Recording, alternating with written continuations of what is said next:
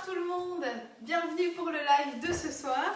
Alors ce soir c'est un live qui va à la fois être très rapide et à la fois être, comment je pourrais dire, un petit peu bluffant. Pourquoi? Parce que on va réaliser une paella au Thermomix, donc personnellement j'en ai jamais fait, c'est la première fois. Il faut une quantité d'ingrédients énorme, mais vraiment, voilà, il y a énormément de choses dans cette paella. Pour la petite histoire, je ne sais pas si vous savez, mais la vraie paella, donc elle est issue de Valence en Espagne, et la vraie paella en fait c'était le plat du pauvre. À la base on mettait juste du poulet et ou du lapin qu'on trouvait, et un petit peu les restes des légumes de saison du jardin, etc., avec un peu de riz, quelques épices, et voilà, on avait de la paella. Et bien sûr au fil du temps ça s'est amélioré et c'est devenu le plat de luxe qu'on connaît aujourd'hui. Mais donc normalement dans la vraie recette, il n'y a pas du tout ni de fruits de mer, ni de poisson, ni rien. Uniquement du poulet et du lapin, pas de chorizo, pas tout ce genre de trucs. Donc voilà, c'est un plat à la base qui n'est pas du tout celui-ci. Mais bien sûr, moi je fais la paella un peu version française, belge, avec plein de choses à manger dedans, qui est plus gourmande et plus sympathique à faire aussi, et puis à déguster. Donc voilà. Alors, on va tout de suite démarrer. Donc, j'ai tout préparé à l'avance. Vous allez voir que le live sera assez rapide parce qu'en fait, ce qui est très sympa avec cette recette, c'est que, eh bien, on va tout empiler sur 4 étages pour cuire la paella. Et puis, au bout d'une demi-heure, eh bien, je vais venir mélanger. Donc là, bien sûr, je vous aurai laissé. Je ne vais pas papoter une demi-heure avec vous en live, même si j'aime bien papoter avec vous. Donc je vais juste tout mélanger et je vous ferai bien sûr une belle photo comme je vous fais à chaque fois.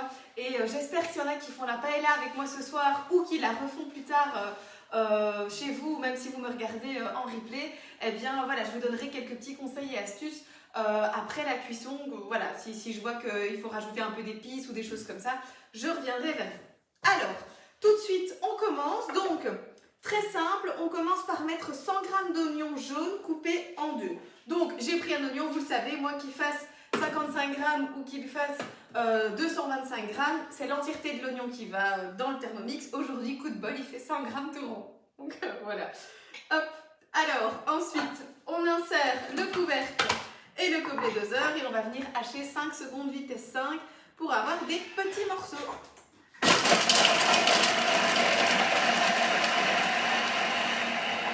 J'avais oublié de préparer ma spatule. Ensuite, on va venir descendre les parois du bol à l'aide de la spatule. Donc, je vous montre quand même le résultat, juste avec un oignon qui était coupé en deux. Hop, voilà. Vous avez vu, c'est quand même super pratique. Il n'y a rien qui est aussi rapide que le Thermomix et surtout aussi sans effort pour hacher un oignon aussi rapidement et aussi finement. Hop, alors... Donc là, je peux taper sur le bol de mon Thermomix parce que je ne suis pas sur le socle. Vous le savez, on ne tape jamais sur les parois, enfin sur les parois du bol, etc. pour ne pas abîmer la balance, pour ne pas donner des chocs à la balance. C'est super important si vous voulez conserver votre Thermomix très longtemps. Maintenant, je viens rajouter 15 g d'huile d'olive et je vais pendant ce temps-là rissoler maintenant mes oignons pendant, je pense, 3 minutes. Oui, 3 minutes, 120 degrés, vitesse cuillère, et on enlève le gobelet doseur. Juste le temps pour moi de vous parler d'une petite info que vous avez peut-être vu passer en fin de journée. J'ai pas eu plus d'infos que ce que je vous ai marqué. Voilà, tout ce qu'on sait, c'est que donc Thermomix s'est fait cambrioler au niveau des Thermomix et des aspirateurs Cobold, et que donc il vous demande de rester vraiment vigilant. Si vous êtes dans le cas où vous souhaitez justement acheter un Thermomix, vraiment faites bien attention que cette personne est bien conseillère, que c'est un bon officiel de Thermomix Benelux. Le prix du Thermomix, je vous l'ai déjà dit, c'est 1 269 €. C'est pas 900 € ou 800 € ou quoi. Qu'est-ce qui va se passer si vous achetez un appareil à ce prix-là? Eh bien tout simplement, d'abord il risque d'avoir été endommagé lors du cambriolage. Et vous risquez aussi, si après il y a quoi que ce soit avec le Thermomix Benelux forcément n'interviendra pas. C'est normal, on ne va pas garantir un appareil qui a été volé. Voilà, comme ça vous savez un petit peu. Je vous conseille vraiment pas de vous aventurer dans cette voie-là d'achat d'un Thermomix parce qu'il y a déjà plein d'annonces qui ont fleuri sur Marketplace. J'ai regardé un peu avant le live sur Marketplace et deuxième main, on voit des piles de caisses Thermomix vendues sûrement par des personnes, enfin voilà, je ne sais pas par qui, mais bref. Et donc en tout cas, faites bien attention parce que 900 € ce n'est pas le prix officiel, vous le savez, c'est 1269 €. Et ce mois-ci, là, vous recevez l'aspirateur gratuit. Donc voilà, l'aspirateur à main Kobold d'une valeur de 129 €. Alors, ça c'était la petite parenthèse, mais quand même importante à vous signaler ce soir. Donc, ici, pendant le temps que c'est occupé de rissoler, on est censé mettre 250 g de riz long, donc c'est du riz rond, du riz spécial risotto pour la paella, c'est super important. Si vous mettez du riz basmati, ça ne ressemblera à rien du tout. Donc ils font du riz à risotto, cuisson longue, c'est-à-dire du riz long grain, type arborio, sinon vous aurez un risotto qui sera trop cuit et donc ce ne sera pas bon au niveau de la paella. Donc on met 250 g de riz rond dans le panier de cuisson et on vient le rincer sous un filet d'eau froide. C'est important pour enlever tous les petits morceaux de farine de riz qui sont autour. Et donc voilà, moi je l'ai fait juste avant de démarrer le live. Et donc hop, voilà, mon riz est ici bien rincé. Et pour ceux et celles qui ne savent peut-être pas à quoi ressemble du vrai riz rond, donc spécial paella, eh bien je vous montre, hein, voilà, regardez, c'est vraiment du riz rond. C'est un riz qui est rond. Voilà, tout simplement. Alors, donc là, j'ai mis 250 g dans mon panier de cuisson et je ne vais pas mettre que ça. Je vais rajouter d'autres choses dans mon panier de cuisson. On va voir tout de suite après qu'est-ce qu'on va rajouter. Mais qu'est-ce qu'on va mettre dans cette paella? Il me reste 20 secondes pour vous le dire. On va mettre des moules, des encornets, on va mettre des scampi, enfin des grosses crevettes roses. On va mettre du poulet, on va également mettre, normalement c'était du chorizo, mais je pense que vous commencez à le savoir, je déteste le chorizo. Donc du coup pour moi ce sera de la saucisse sèche. On va également rajouter des olives, des poivrons, des petits pois et des haricots. Hop, et voilà. Alors, donc là, mes petits oignons ont bien rissolé. Maintenant, je viens rajouter dans le bol 600 g d'eau. Hop. Donc il faut bien être précis au niveau de la quantité d'eau parce que sinon je vais me retrouver avec beaucoup trop de liquide. Donc c'est important. Bon, si on a 601, 603, c'est pas grave, hein, mais si on a 615, 620, c'est déjà trop. Voilà, 600 tout rond. Hop. Ensuite, on vient rajouter dans le bol une dose de safran en poudre. Là, c'est un peu la même chose, hein. Le safran, il faut toujours prendre le vrai, l'original pour qu'il ait du goût. Parce que si vous prenez un safran que vous avez trouvé sur un marché, je ne sais où, qui coûtait 3 fois rien, eh bien, le safran n'aura pas de goût. Donc voilà. Alors, un petit problème avec ma dose de safran. Hop, je ne sais pas l'ouvrir. Cédric, est-ce que tu sais ouvrir ma dose de safran? Oups. Voilà, je suis bloquée avec mes ongles, donc je demande à mon assistant de m'ouvrir la dose de safran. Parfait, merci. Voilà. Donc le safran, ça a beaucoup de goût, ça a beaucoup d'odeur. Vous le savez, je vous l'ai déjà dit aussi, le safran, je ne suis pas fan, mais par contre dans la paella, j'adore. Pourquoi? Je ne sais pas. Donc voilà, hop, on rajoute toute la dose de safran. Faut pas en mettre de trop le safran, hein. Ça colore. Alors cet après-midi, j'ai vu un commentaire sur un autre groupe, rien à voir avec mon groupe, où ils demandaient où est-ce qu'on pouvait acheter du colorant pour paella. Et je me dis, mais c'est pas possible, on n'achète pas du colorant pour paella, on met du safran, c'est tout, point barre quoi. Alors, à ça, on ajoute 2 cuillères à café de paprika doux en poudre. Très important de bien vérifier que c'est du paprika doux, sinon vous ne saurez pas manger votre paella. Sinon, si c'est du paprika piquant, vous n'allez pas l'avaler. Donc, hop, 2 cuillères à café, 1 et 2. Voilà.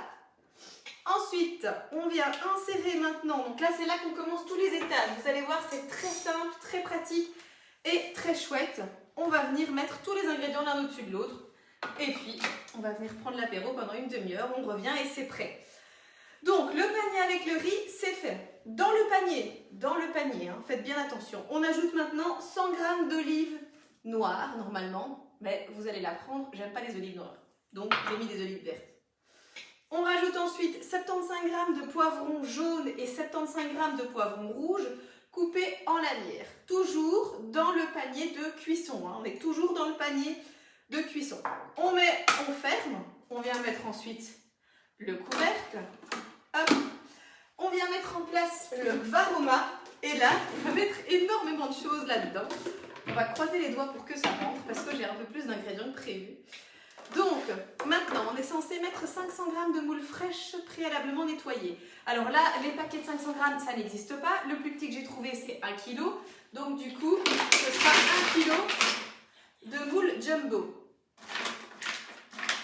On va voir, j'espère que ça va passer. Parce que ça fait un peu beaucoup plus quand même que ce qui était prévu. Au-dessus de ça, au-dessus des moules, on rajoute 100 g de haricots verts frais. Donc la même chose, bon c'était une barquette de 200 g, donc il y a un peu plus, mais je pense que je ne vais pas aller au-delà des 100 g. Voilà, un tout petit peu plus, je vais garder les haricots pour ma petite fille. Ensuite, ou pour moi, 100 g de petits pois frais, donc là ce sont des petits pois congelés dans mon cas, puisque vous le savez, c'est toujours mes petits pois de l'année passée que j'ai été glaner sur un champ et que j'ai congelé. Eh bien, c'est mon dernier paquet, hein, je vous l'avoue, là c'est bientôt la fin, mais voilà, il m'en restait, donc voilà. Ensuite, on vient insérer le plateau vapeur, très important. Ok, on insère le plateau vapeur, mais c'est super important de faire un trou. Là, il ne le dit pas, c'est un conseil que je vous donne. Si vous ne faites pas de trou maintenant dans le varoma, le dessus ne sera jamais cuit. Donc, je viens avec ma spatule, hop, et je crée un trou entre mes moules et mes légumes. Youps. Voilà, et je me dis que non. J'allais rajouter les 100 g de haricots, mais en fait, non. Je vais déjà devoir un tout petit peu jouer avec mes moules, parce qu'en plus, quand elles vont s'ouvrir à la cuisson, elles vont prendre encore plus de place. Donc voilà, donc ça c'est moi, hein, je vous ai dit, il y a 1 kg de moules à la place des 500 g prévus. Du coup, il va falloir que je joue un petit peu. Bon. Les poulets coupés sans peau, même chose, on ne vend pas juste 300 g, on vend par barquette de 500. Donc j'ai 500 g de filet de poulet. Je vais faire la même chose, je ne vais pas mettre tout dans un premier temps, parce que sinon je vais vraiment avoir de trop. Je vais voir avec les autres ingrédients, je dois rajouter encore... Oh ouais, non, ça va, les encornés, non, ok, je mets tout, ça va. Je regardais ce qui me restait à mettre, et c'est bon, ça va passer. Hop. Pendant ce temps-là, hop, voilà, j'essaye de bien étaler. Qu'est-ce qu'on rajoute ensuite? 3 pincées de sel sur le poulet. Bon, 3 pincées, ça fait plus ou moins ça, quoi. Voilà, hop. Également le poivre. De nouveau, hein, c'est un peu à la louche. Hop. Moi, je commence pas à faire des pincées, hein. Je tourne et c'est bon comme ça. Ensuite, on vient rajouter 200 g d'anneaux d'encornet cru. Là, par contre, j'ai dû faire une demande spéciale parce que quand je suis arrivée au Delhaize, vous savez, c'est ma deuxième maison, le Delhaize, eh bien, il n'y avait pas d'encornet cru comme ça. Et donc, du coup, heureusement, ils avaient reçu tout un stock au matin. Et donc, ils m'en ont fait pour moi parce qu'en fait, sinon, ils les marinent. Ils marinent tout à l'espagnol, à l'italienne. Et moi, ça ne m'intéressait pas. Je voulais des encornets nature. Donc, voilà. Je répartis mes encornets.